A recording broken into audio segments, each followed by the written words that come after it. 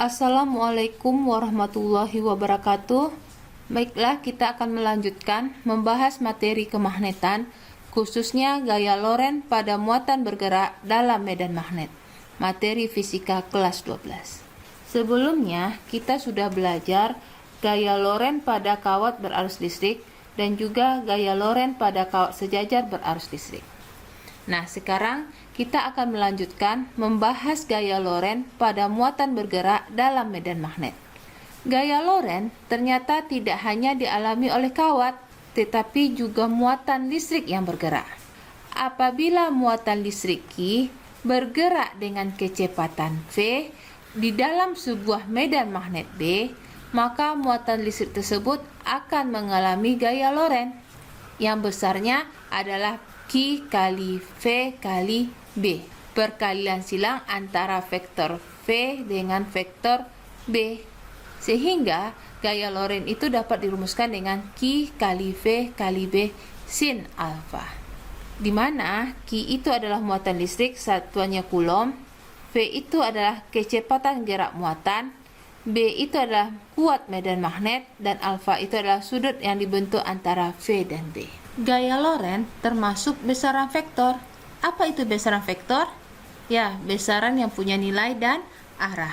Arah gaya Lorentz yang dialami partikel bermuatan Q yang bergerak dalam sebuah medan magnet adalah tegak lurus dengan arah kuat medan magnet dan arah kecepatan benda bermuatan tersebut. Sehingga untuk menentukan gaya Coulomb, kita bisa menggunakan kaidah tangan kanan, di mana 4 jari yang lain itu menunjukkan arah medan magnet, telapak tangan itu menunjukkan arah gaya Lorentz, dan ibu jari itu menunjukkan arah muatan listrik. Jika muatan itu positif, maka arah gerak muatan listrik searah dengan ibu jari. Tetapi jika muatannya itu negatif, maka arah gerak muatan listrik itu kebalikan dari arah ibu jari. Untuk lebih jelasnya, kita lihat gambar di sini. Untuk menentukan arah gaya Lorentz, kita bisa menggunakan aturan tangan kanan atau kaidah tangan kanan. Ibu jari itu menunjukkan arah gerak muatan listrik, kemudian 4 jari yang lain itu menunjukkan arah medan magnet, dan telapak tangan itu menunjukkan arah gaya Lorentz. Tetapi arah gerak muatan listrik itu tergantung kepada jenis muatannya. Jika muatan Q itu positif, maka arah V searah dengan I, tetapi jika muatan Q itu negatif, maka arah V berlawanan dengan I. Sekarang kita lihat apa pengaruh nilai θ pada gaya Lorentz.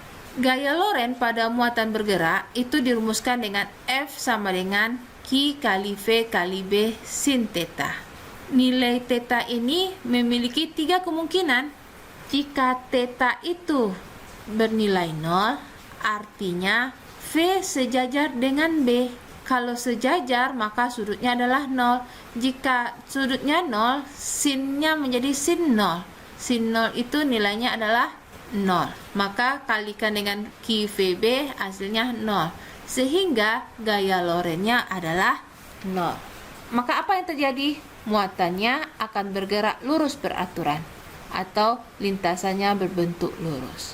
Jika θ bernilai 90, artinya apa? Antara V dan B saling tegak lurus, sehingga mempunyai nilai gaya Lorentz-nya itu bernilai maksimum.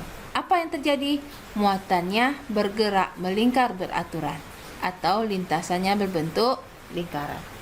Pada keadaan ini, gaya Lorentz ini berperan sebagai gaya sentripetal, dan akibatnya muatan bergerak melingkar.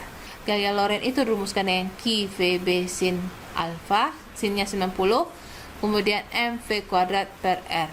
V dengan V bisa kita coret, sehingga dapatlah R itu dirumuskan dengan mv per Q kali B, di mana R itu adalah jari-jari lintasan partikel, M itu adalah massa partikel, V itu adalah kecepatan partikel, dan B itu adalah kuat medan magnet. Tetapi jika sudut yang terbentuk antara V dan B itu antara 0 sampai 90, maka gaya Lorentz itu dapat dirumuskan dengan Q VB sin alfa. Apa yang terjadi? Gerakan dari muatan tersebut adalah perpaduan gerak GLB dan GMB, dan terjadilah gerak heliks yang lintasannya berbentuk spiral.